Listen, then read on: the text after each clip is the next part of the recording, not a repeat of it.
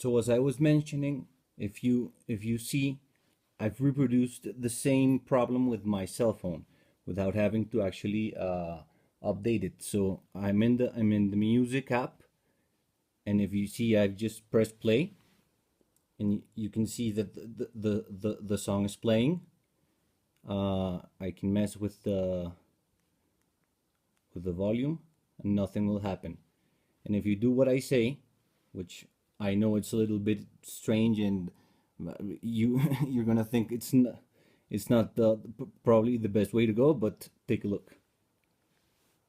You just hold it here and press, and if you see, it comes back.